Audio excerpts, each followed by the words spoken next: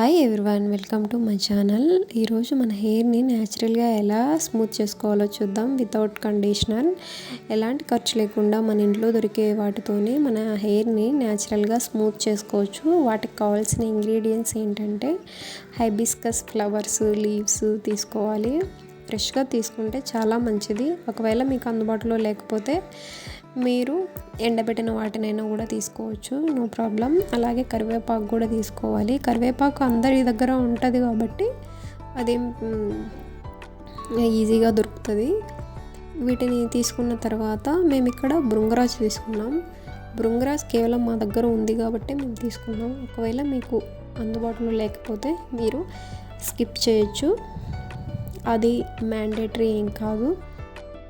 వీటిని తీసుకున్న తర్వాత వీటిని 2 or 3 times మంచిగా వాష్ చేసుకోవాలి. ఎందుకంటే అందులో మట్టి పురుగులు ఉంటాయి కాబట్టి అవన్నీ పోవాలంటే బాగా కడగాలి. దాని తర్వాత గ్యాస్ పైన ఒక గిన్నె పెట్టి అందులో 2 గ్లాసుల నీళ్లు పోసుకోవాలి.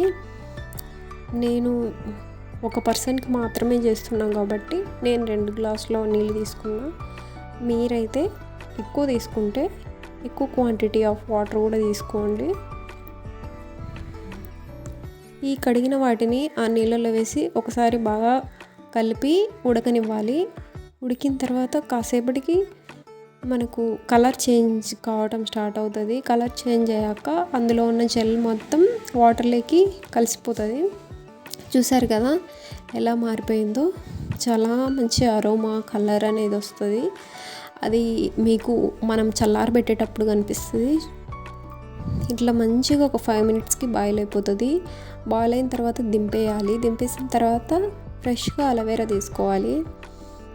అలోవెరా కూడా అందరి దగ్గర మ్యాక్సిమం ఉంటుంది కాబట్టి తీసుకోండి. హెయిర్కి చాలా మంచిది, స్మూత్ చేస్తుంది కాబట్టి. నేను అలోవెరా తీసుకొని మిక్స్ చేసుకొని జెల్ తీసుకున్నా. చూసారు కదా అలోవెరా జెల్.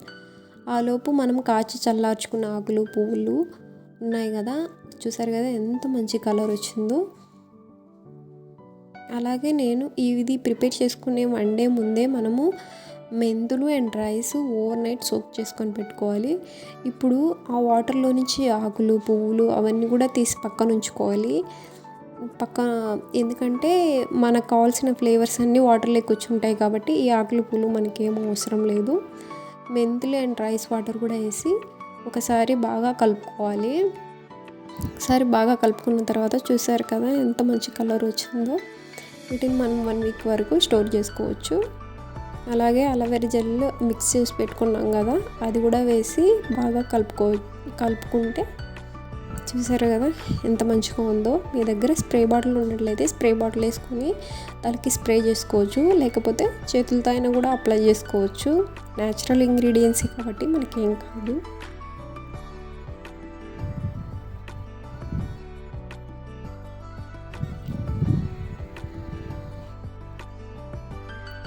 చూసారు కదా బాటిల్లోకి ట్రాన్స్ఫర్ చేసుకున్న తర్వాత ఎంత మంచి కలర్ వచ్చిందో.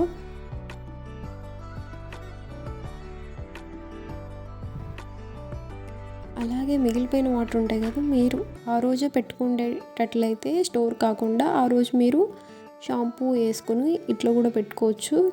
ఎందుకంటే షాంపూ వేసుకొని పెట్టుకుంటే చాలా మంచి రిజల్ట్స్ వస్తుంది. షాంపూ వేసుకొని ఒక 2 or 3 hours పెట్టుకొని ఇట్లా హెయిర్కి పట్టించుకొని తలస్నానం చేసుకుంటే హెయిర్ చాలా స్మూత్ అవుతుంది. మీకు నచ్చినట్లయితే ఈ వీడియో లైక్ చేయండి, షేర్ చేయండి, అలాగే సబ్స్క్రైబ్ చేయండి. Thank you for watching.